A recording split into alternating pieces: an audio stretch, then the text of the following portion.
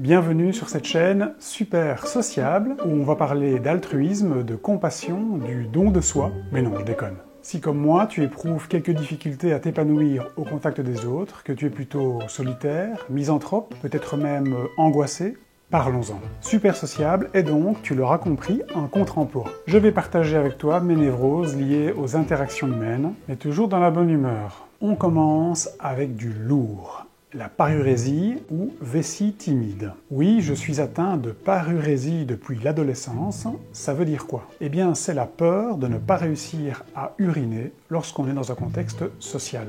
Qu'on n'est pas tout seul chez soi par exemple. C'est donc une forme de phobie sociale. Rien à voir avec la médecine, c'est mental, c'est un trouble comportemental. Il paraît qu'on peut en guérir, bon pour moi ça n'a pas encore marché, mais il paraît qu'on peut en guérir. Alors il y a différents degrés de vessie timide, parce que j'imagine déjà certains garçons par exemple se dire « ouais, ça m'arrive de bloquer devant une urinoir, et alors ?» Donc la forme la plus légère, pour les hommes en tout cas, se caractérise par l'évitement des urinoirs. Ben oui, quelle bonne idée de pisser les uns à côté des autres, parfois même dans un joli bac en alu. La classe, la finesse, l'élégance. Mais pour certains d'entre nous, ça peut aller plus loin.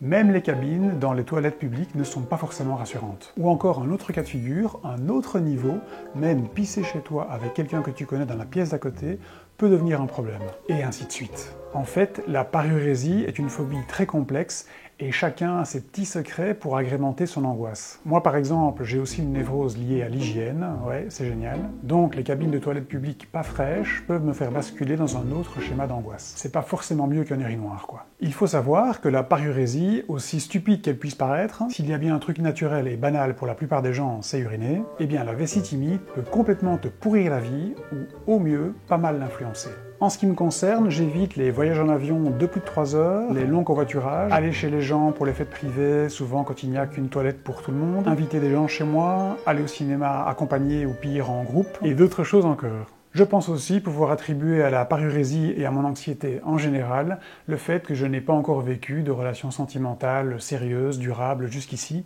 malgré mon âge avancé. Ça, je vais retirer ça. Mais je pense qu'il y a pire que moi. Quand on est parurétique, on est capable de choisir son type de travail, son lieu de résidence, en fonction de sa phobie. Pour moi, ça n'a pas été le cas, mais ça ne m'aurait pas déplu d'exercer un métier comme policier ou médecin, une activité où on peut jouer un rôle plutôt crucial pour la société. Mais quand on est victime de certaines phobies sociales, ça paraît un peu compliqué. Bref, il faut qu'on parle de la vessie timide, c'est un truc de ouf. Et tu sais quoi? La bonne nouvelle, je vais consacrer une série de vidéos à ce sujet sur ma nouvelle chaîne, Super Sociable. Alors à bientôt, et n'oublie pas de laisser un com et de t'abonner. Merci beaucoup.